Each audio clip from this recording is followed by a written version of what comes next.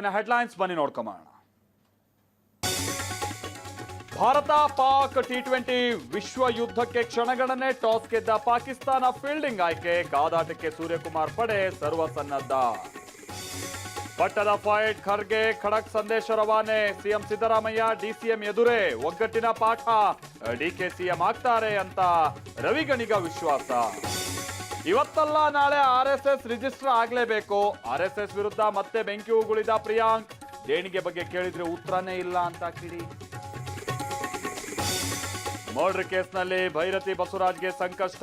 7 ದಿನ ಸಿಐಡಿ ಕಸ್ಟಡಿಗೆ ನೀಡಿ ಜಡ್ಜ್ ಆದೇಶ. ರಾಜಕೀಯ ಷಡ್ಯಂತ್ರ ಅಂತ ವಿಜಯೇಂದ್ರ ಕಿಡಿ. ನಾಳೆಯಿಂದ KSRTC ಬಸ್ಗಳಲ್ಲಿ ಲಗೇಜ್ ದರ ಹೆಚ್ಚಳ. ಲಗೇಜ್ ದರ ಹೆಚ್ಚಿಸಿ KSRTC MD ಅಕ್ರಮ್ ಪಾಷಾ ಆದೇಶ. ದರ ಏರಿಕೆ ವಿರುದ್ಧ ಜನಾಕ್ರೋಶ.